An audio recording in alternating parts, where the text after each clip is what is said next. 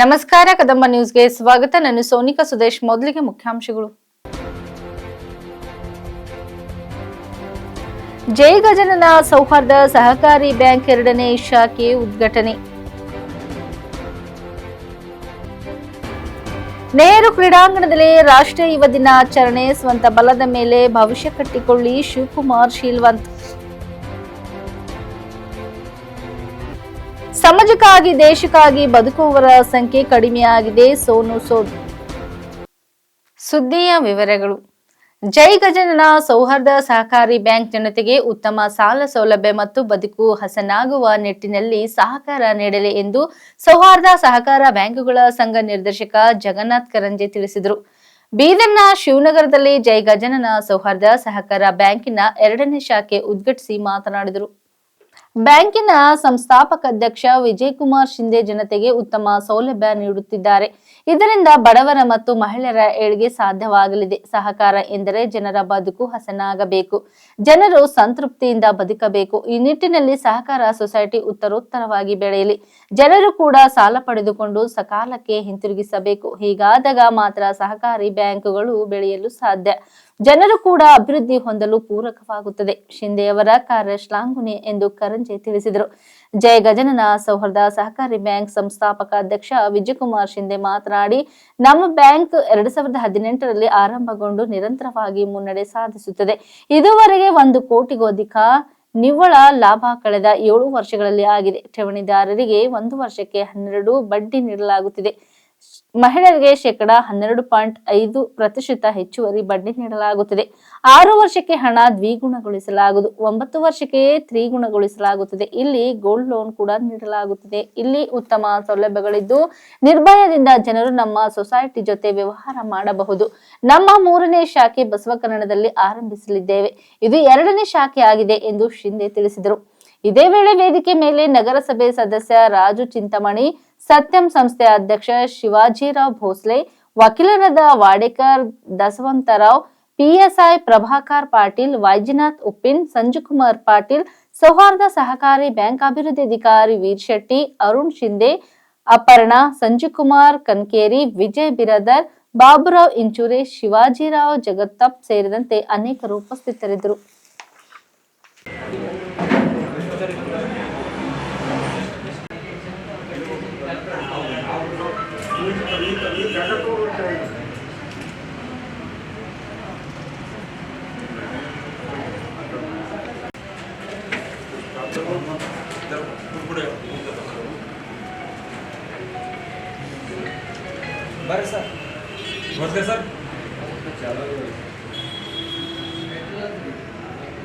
ಚಪ್ಪಾಳೆಗಳ ಹಾರೈಕೆ ಕೂಡ ಸವಿಗಾನದ ಮೂಲಕ ತಗೋರ್ಬೇಕಂತ ವಿನಂತಿಸ್ತಾ ಇದ್ದೀನಿ.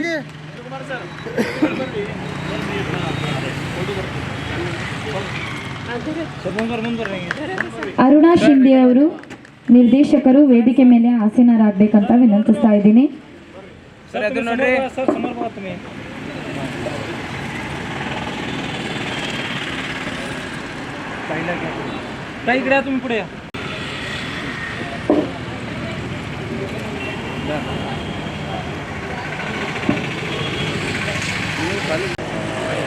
ನೋಡ್ರಿ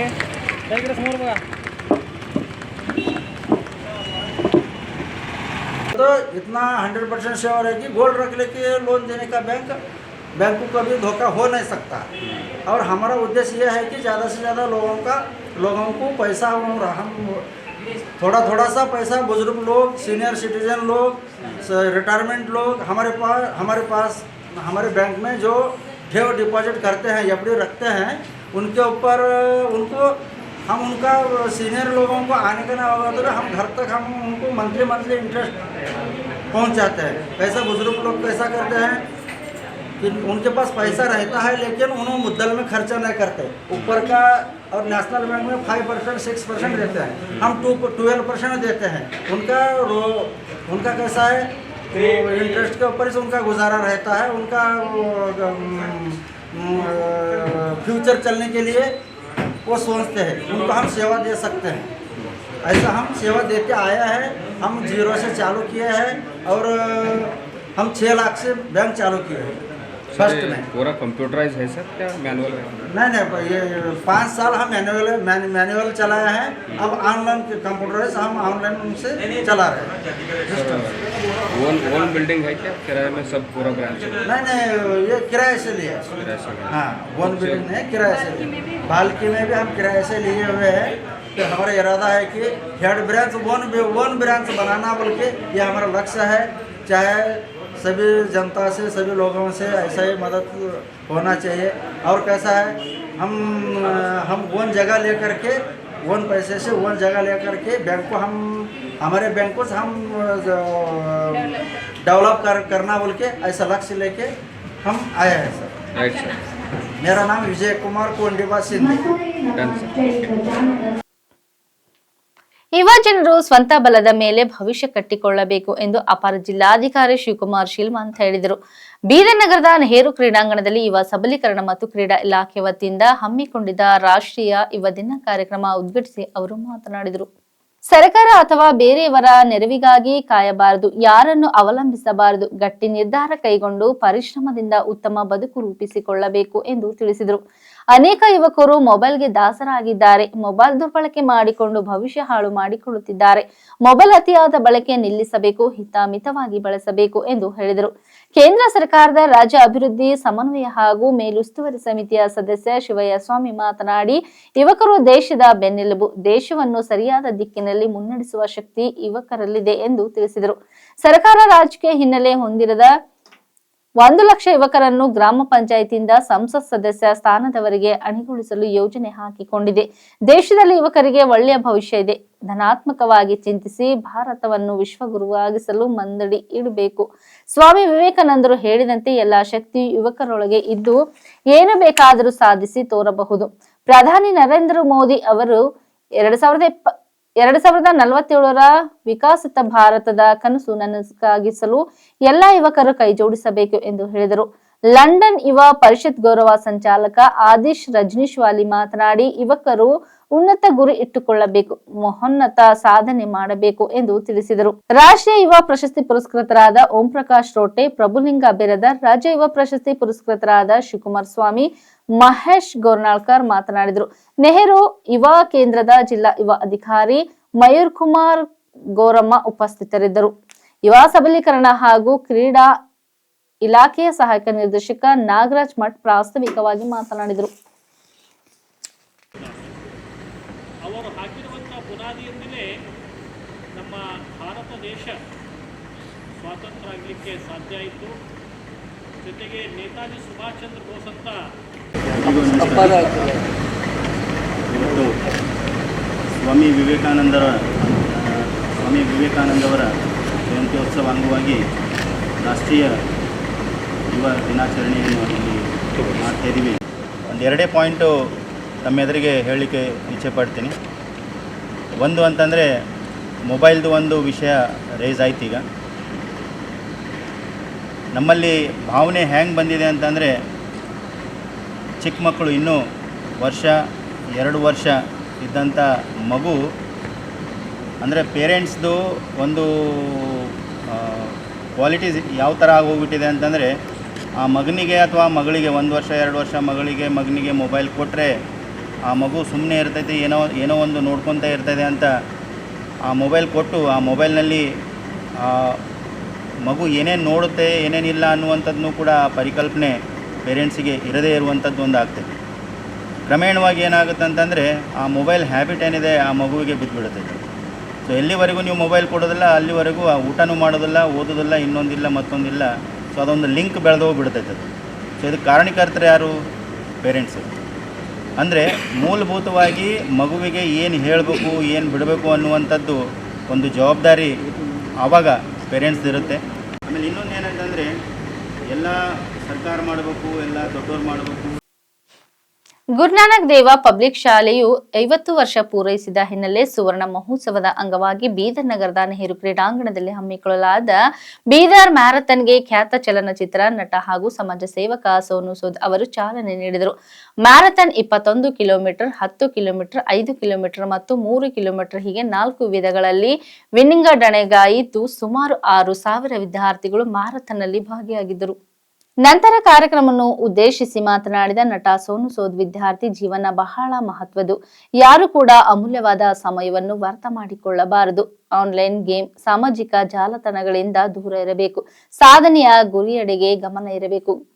ಕನಸಿನ ಬೆನ್ನತ್ತಿ ಸಾಕಾರಗೊಳಿಸಲು ಶ್ರಮಿಸಬೇಕು. ಸಾಧನೆ ಮಾಡಬೇಕು ಎಂದು ನಿಮ್ಮ ಮನಸ್ಸಿನಲ್ಲಿ ಅಂದುಕೊಂಡರೆ ಆ ಕೆಲಸ ಇಂದಿನಿಂದಲೇ ಆರಂಭಿಸಬೇಕು. ನಾಳೆಗಾಗಿ ಕಾಯಬಾರದು. ತನಗಾಗಿ ಎಲ್ಲರೂ ಬದುಕುತ್ತಾರೆ, ಆದರೆ ಸಮಾಜಕ್ಕಾಗಿ, ದೇಶಕ್ಕಾಗಿ ಬದುಕುವವರ ಸಂಖ್ಯೆ ಕಡಿಮೆ ಆಗಿದೆ. ದೇಶಕ್ಕೆ ಏನಾದರೂ ಕೊಡುಗೆ ನೀಡಿ ಹೆಸರು ಇತಿಹಾಸದಲ್ಲಿ ದಾಖಲಾಗುವಂತೆ ಬದುಕಬೇಕು. ಪುಸ್ತಕ ಮುಚ್ಚುವ ವ್ಯಕ್ತಿಗಳಾದ ಪುಟಗಳನ್ನು ತೆರೆದು ಓದುವ ಆದರ್ಶ ಸಾಧಕರಾಗಬೇಕು ಎಂದು ಸಲಹೆ ನೀಡಿದರು. New achievements in the world of cinema. We congratulate him on the release of Fateh, which is already being hailed as a film that inspires and empowers. So without further ado, let's come together to celebrate Sonu Sood and his incredible contribution and the success of his new film Fateh.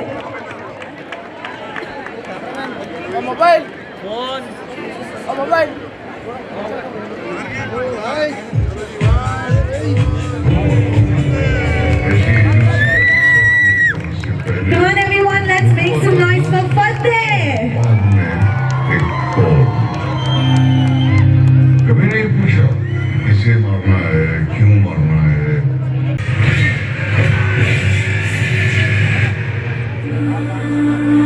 अपनी और side side उससे ज्यादा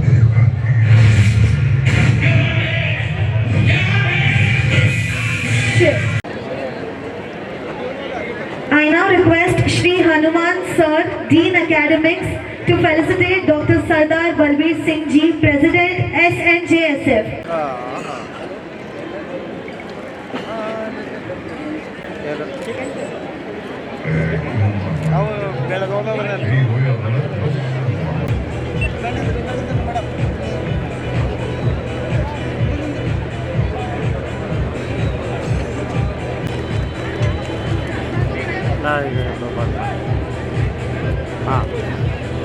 To this landmark occasion, as we kickstart our Golden Jubilee celebration of Guru Nanak Public School with half marathon.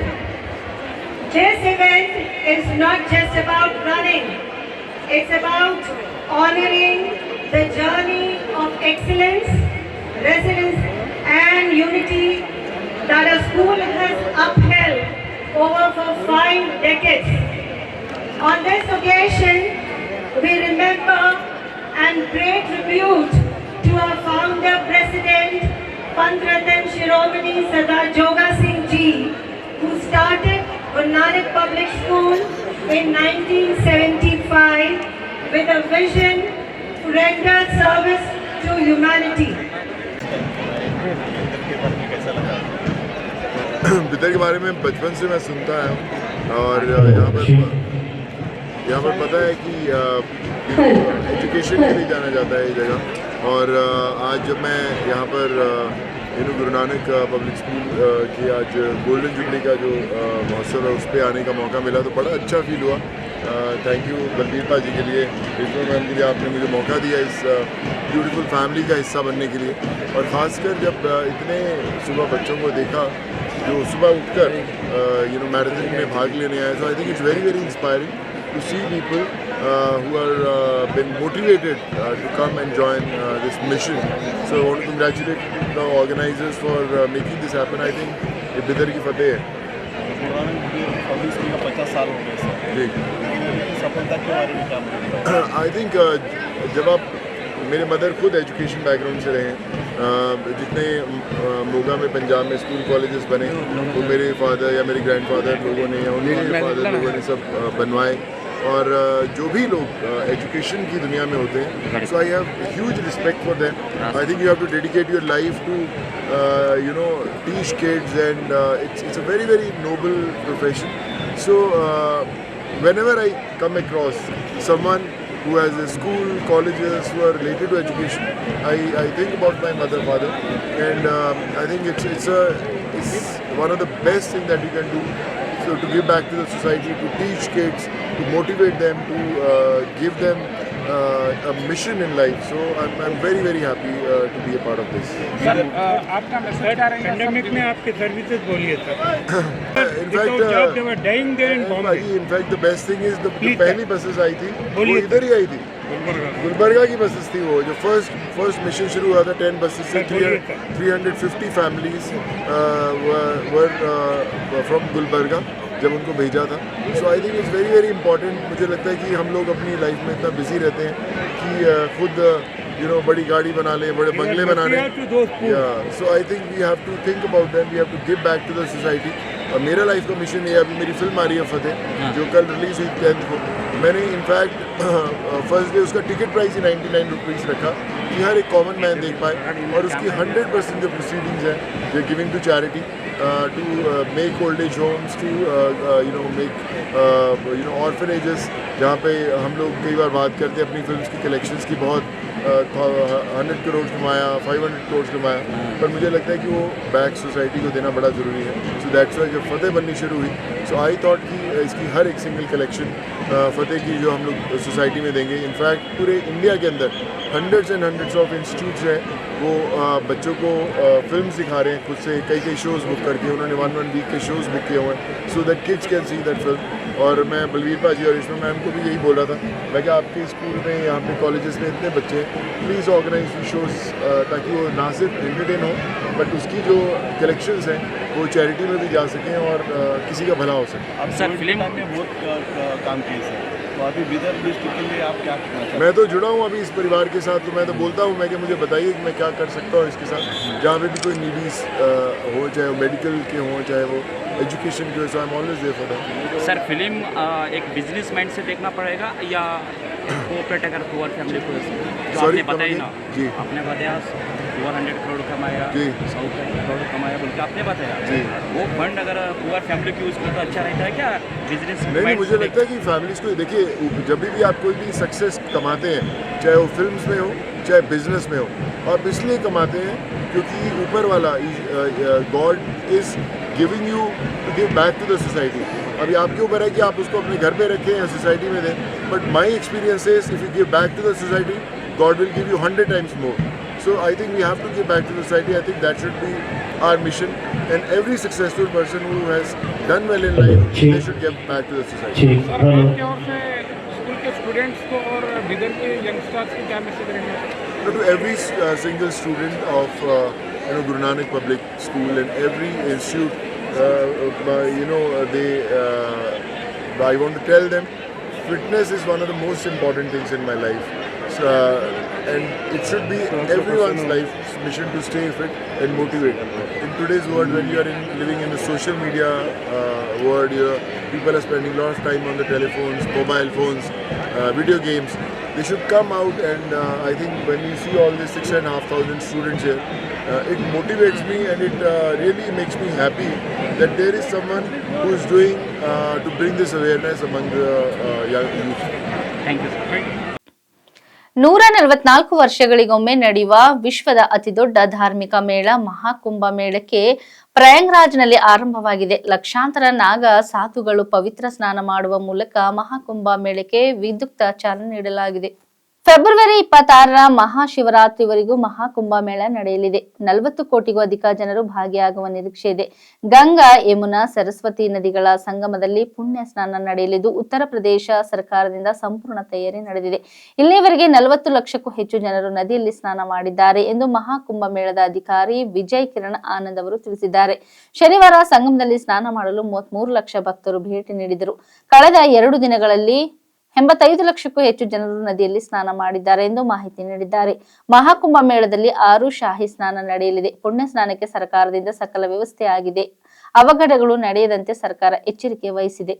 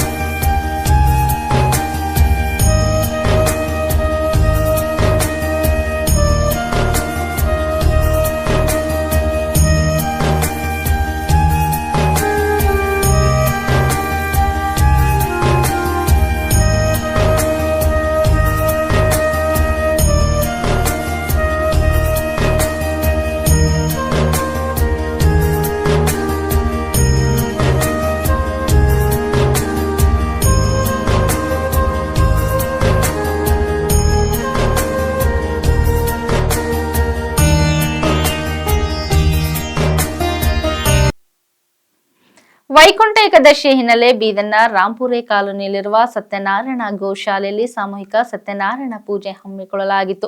Bidar ನಗರದ ನಾರಾಯಣಪುರಂನ ರಾಂಪುರೆ ಕಾಲೋನಿಯಲ್ಲಿ ಲಕ್ಷ್ಮೀನಾರಾಯಣ ದೇವಸ್ಥಾನದಲ್ಲಿ ದೇವರ ಮೂರ್ತಿಗೆ ಮಾಡಿದ್ದ ಅಲಂಕಾರ ಎಲ್ಲರ ಕಣ್ಮನ ಸೆಳೆಯುವಂತಿತ್ತು. ಇನ್ನು ವೈಕುಂಠ ಏಕಾದಶಿ ಹಿನ್ನೆಲೆ ಬೆಳಗ್ಗೆಯಿಂದಲೇ ನೂರಾರು ಭಕ್ತರು ಆಗಮಿಸಿ ದೇವರ ದರ್ಶನ ಪಡೆದು ಪುನೀತರಾದರು. ಸಾಮೂಹಿಕ ಪೂಜೆ ಕಾರ್ಯಕ್ರಮ ಹಿನ್ನೆಲೆ ಸರ್ವ ಸದ್ಭಕ್ತರು ಪೂಜೆಯಲ್ಲಿ ಭಾಗಿಯಾಗಿದ್ರು. ಜಾತ್ರಾ ಮಹೋತ್ಸವದಂತೆ ಕಾರ್ಯಕ್ರಮ ಅದ್ದೂರಿಯಾಗಿ ಜರುಗಿದ್ದು ಆಡಳಿತ ಮಂಡಳಿ ಭಕ್ತರಿಗೆ ಪ್ರಸಾದ ಸೇವೆಯನ್ನು ಮಾಡಿದರು.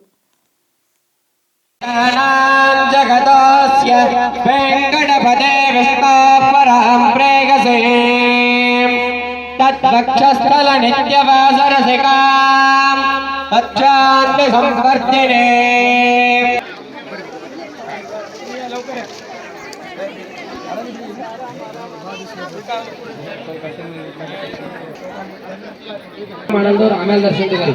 ದಯವಿಟ್ಟು ಈ ಕಡೆ ರೈಟ್ ಸೈಡ್ ಇದ್ದವ್ರು ಬರೋರು ಈಗ ಬರಬೇಡ್ರಿ. ಪೂಜೆ ಮಾಡಿದವ್ರಿಗೆ ಪ್ರಸಾದ ಕುಡಿದಾರ ಮೊದಲ ಕನ್ಫ್ಯೂಸ್ ಆಗ್ತದ. ದಯವಿಟ್ಟು ಆಮೇಲೆ ತಗೋರಿ ಪ್ರಸಾದ.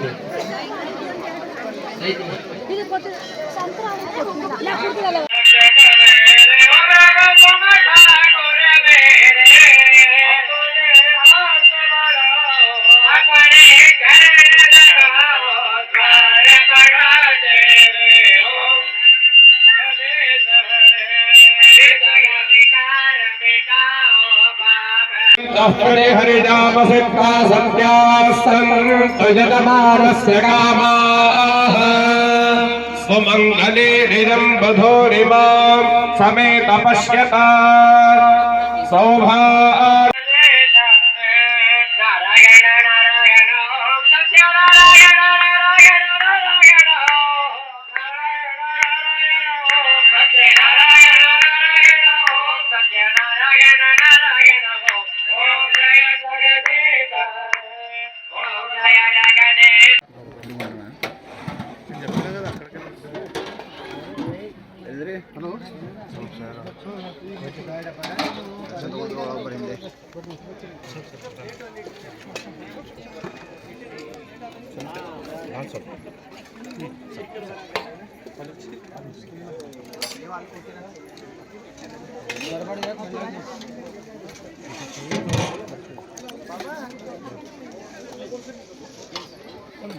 ನನ್ನ ಹೆಸರು ಬಸವರಾಜ್ ಇಂಡೂರೆ.